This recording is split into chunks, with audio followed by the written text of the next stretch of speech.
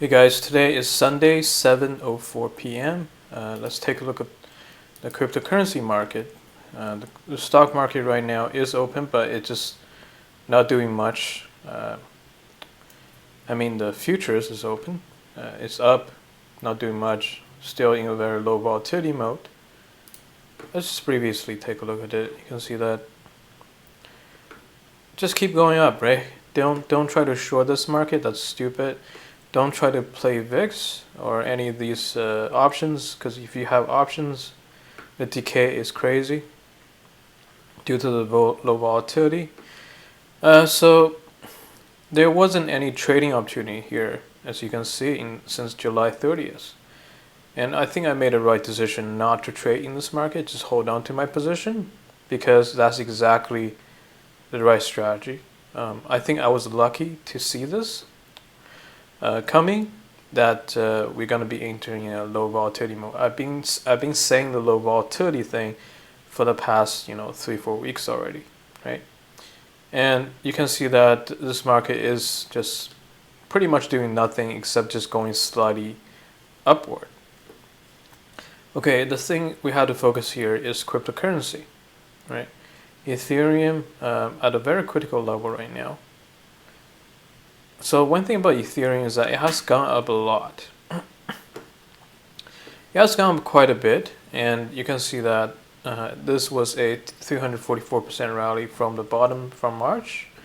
And in comparison, let's take a look at the past rally. For example, Bitcoin had a 328% rally for 191 days. And this is a 344% rally in 154 days. Kind of similar situation here, if you think about it.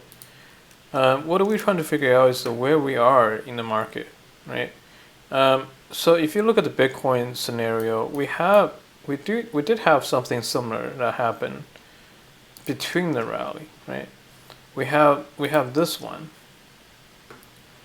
that you can see that it came up too much, had a kind of wash and rinse, came up again, went up again, and you can see that came down and consolidated and hold. It actually held, and it was able to take off again. So that's what happened in Bitcoin, and that was a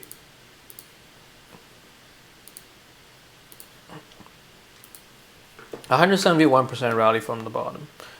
But now we have in Ethereum, we have a much bigger rally. We have a 298% rally from the bottom, and I don't know if we are here. I don't know if this kind of pattern could emerge from this, but so far it's doing that. And so this one possibility is that we consolidate and eventually we move upwards like that, right? That's exactly what happened here. The other scenario I need to bring you guys to attention is that if you think about it, Bitcoin has a pattern in the past, right? May 10th, 2019.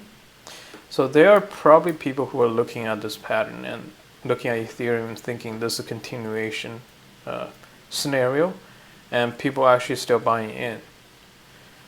What if there is a different possibility here, right? We just don't know yet.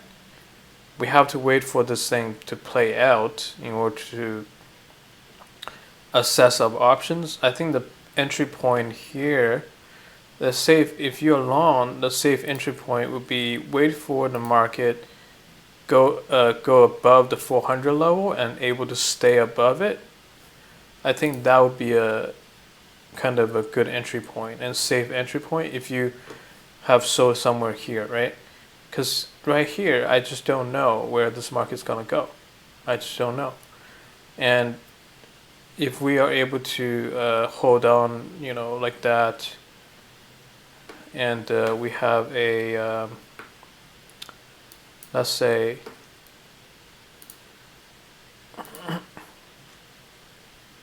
some sort of trend line pointing up, downward. Maybe that's a trend line. Maybe we can break this trend line. I don't know. and break this trend line, stay above, right? If you look at this, so far we haven't. So you can see, yeah, you can see the trend line actually emerged from this. And if we can, I don't know, stay, if we're within this range, this trend line, this range, this band here, I wouldn't go long here, right? I wouldn't, at least not add to my position. I want to wait to see the market stabilize here. That's what I want to say, right? In Ethereum, if we can go beyond this line and stay above and hovering like that, and then we can maybe have continuation. But right now, I just don't see how this could play out, because we have gone up so much in the last 100 something days, and there's a lot of people with a lot of profit they can take, right? And this is just one scenario that this thing could end up being another rally. There is also another scenario in the past. For example, if you look at this here, like very far away, I've shown this to you guys before. If you look at the full chart, you'll see that the Bitcoin had a rally in 2015 and came down, made a bottom just like this, then it came up like that. And this was a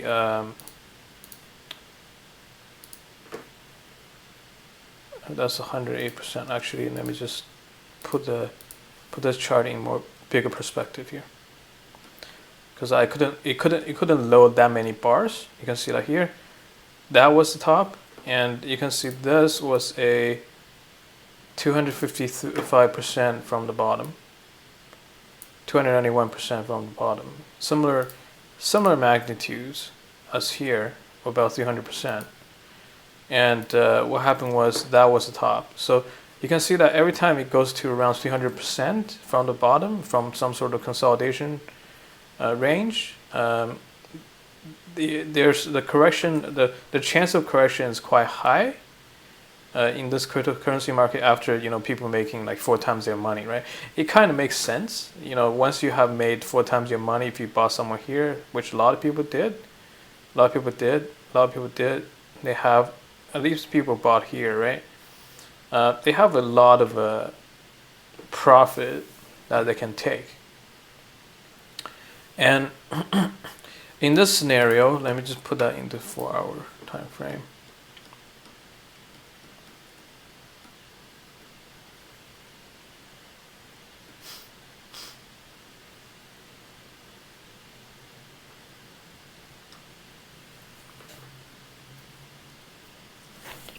Yeah, in that scenario, it actually broke down and crashed.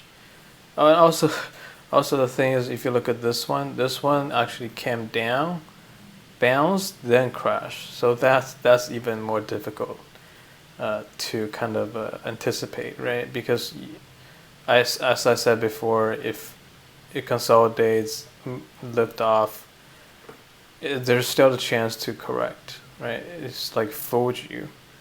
But if you look at this one, this particular one, we have a zoom up, we have a run up, initial run up, and right, consolidation, run up, and we have another one, consolidate again. The third time, a bit of a bigger correction. You can see that the price went too far, came down, the price went too far, came down, right? The third one. Then the fourth one, which just lift off again, made a double top here, and it broke apart afterwards. Right now our trajectory is a little bit kind of more smooth than this.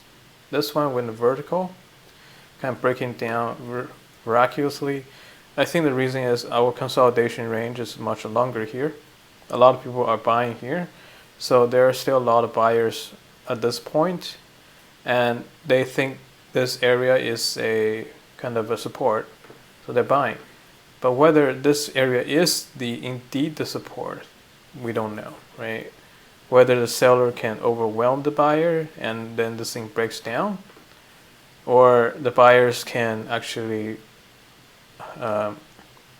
buy enough at this level and then we continue to go up.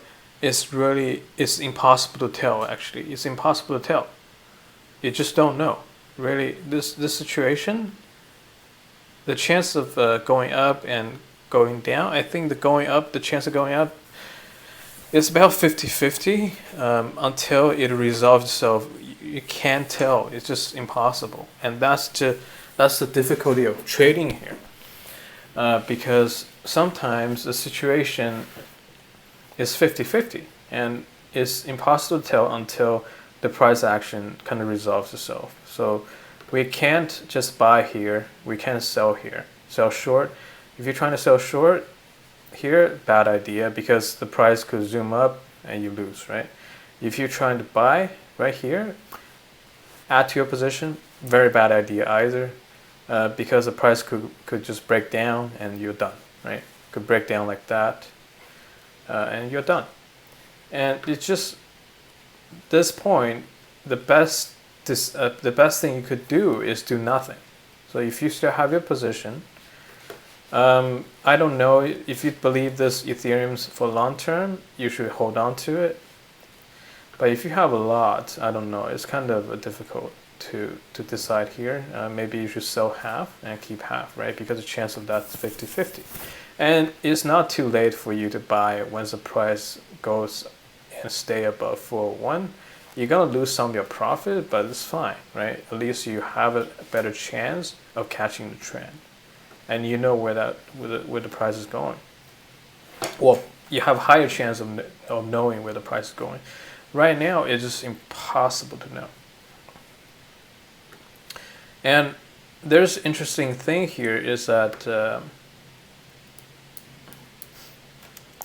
the behavior of the price is that we are being we're retesting this level, right? We're retesting this level.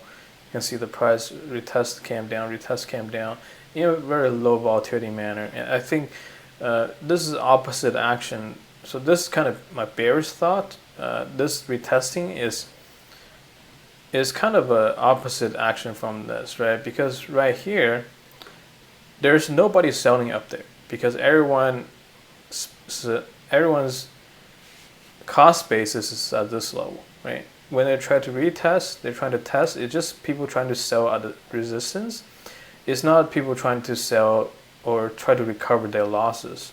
And if the price goes above here too quick, the people who are selling here are the people holding losses up there, right? People who have tremendous amount of leverage and losing quite a lot of money right now at the price where it is right now. They are eager to liquidate some of their position to reduce their risk. So every time the price goes up to the 400 level, it's just going to get rejected. If we see this too often, we have once, we have twice, you have like 3 or 4 times, this could quickly become like after 4th try or 5th try, this thing could just break down.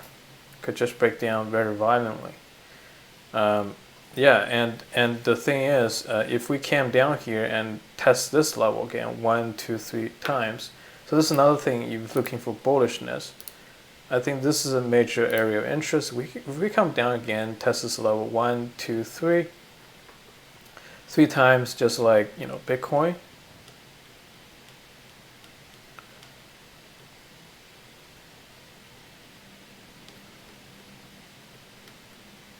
Yeah, so you can see that the price came down to some major level. I think it came down here. If it's able to do this once and like 3 times, able to hold on, do that, that is very bullish. But if this thing just zoomed through this, that's gonna be very bearish, right? So I honestly don't know what the scenario is gonna be. Okay, I just don't know. Okay, and if we look at some other stocks, right, like Beyond the Meat, again, this kind of scenario happens all the time in the market. You can see this one came to a key, as I said before, right? It couldn't hold above the key level, so imagine you're the person who's holding on to Beyond Meat when it was like made a new high like that, came down, right? Came down again, just like here. Kind of similar market. It's just kind of hovering, right? Kind of hovering. Retest that level. Retest this level. If we ever go above it, retest this level, but failed. Try to go up there, but never. It was never able to stay above it, right? Even like this another attempt here, right?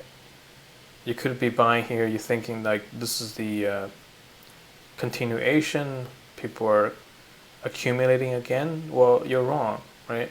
Eventually, it kind of broke down. It failed to hold this particular level. From this, right? It just failed to hold. And if we fail to hold the bottom level here, or even here, I don't know where it's gonna be. The range is much wider. But let's say it's here. Like this is first level we need to watch, right? Watch out for. If it just fall apart, that wouldn't be good. So maybe just add alerts here. Just remind ourselves to watch these two levels. So you can see the Beyond Meat case, this consolidation range could go for a long time, right? And it could give you a false kind of a cognitive bias, thinking, you know, the worst is over. Well, it turns out it didn't, and you can see that eventually it actually went down below the IPO price for a bit in March, and that was, I mean, if you hold on from this point to that, you lost, damn, you lost so much money. You lost 65% of your money, right? Let's say you try to buy the dips, you try to buy the support, you could lose 64% of your money. At the bottom, that's extremely amount of pain. I don't think anyone could hold on to that much loss without cutting their losses. And if you have leverage, you're already wiped out, by the way. And even if you held on from, you know, this level somewhere really high, at the bottom you lost 76% of value. That's just ridiculous amount of money you lost. I mean, that's a ridiculous amount of pain. I don't think anyone can hold on to their portfolio seeing it's being, you know, down 70-80% without cutting loss at 50%. So yeah, this is one of the Beyond Meat example. Let's take a look, you know, some of the favorite stock. Tesla, right? Tesla, it wasn't a straight line, obviously, right? It came up like that, right? Went up too much, had a correction just like this. All these structures have similarities, right? Can't have came up too much, have a correction.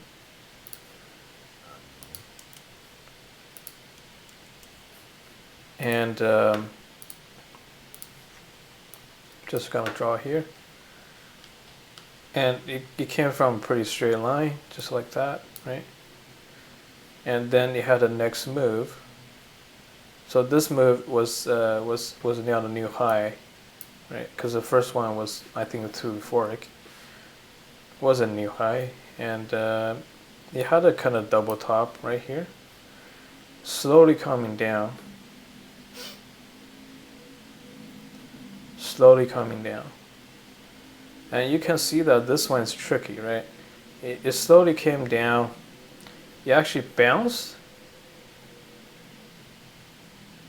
making you think that, you know, it's going to continue to go up.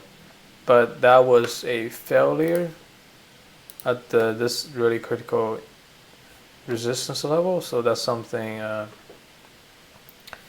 it wasn't hard to figure it out. Even you haven't gone to that point, you probably can see there's a potential resistance level. It's been tested several times before, so this is equivalent level to this, right?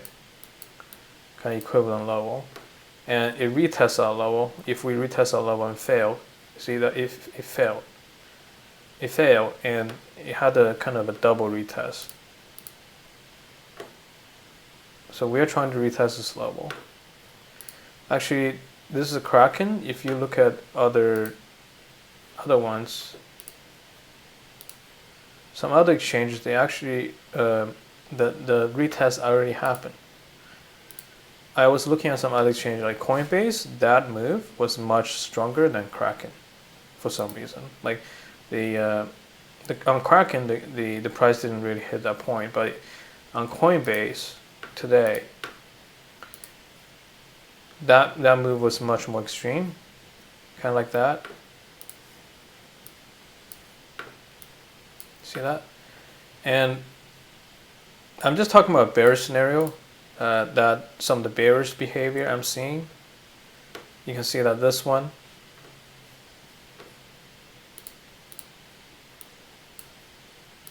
again, we can't tell unless, you know, either price goes below this level or price held above. For the bullish case, or price goes below. Right now, the chance is 50-50, right? For the bullish case and bearish case. But I'm just pointing out the similarities, how the market structure right now. Let me just put the Tesla into a smaller time frame so we can see it. Let's see the price more closely.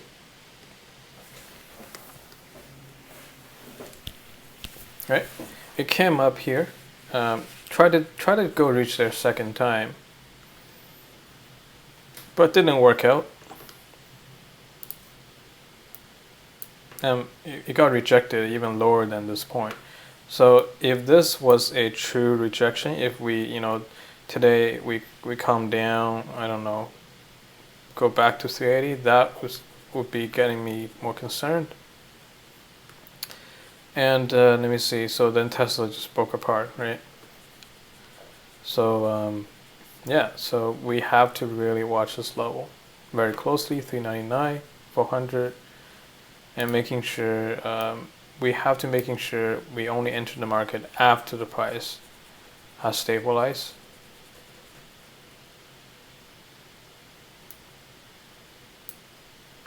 Okay, and that's all I want to talk about, and see you next time.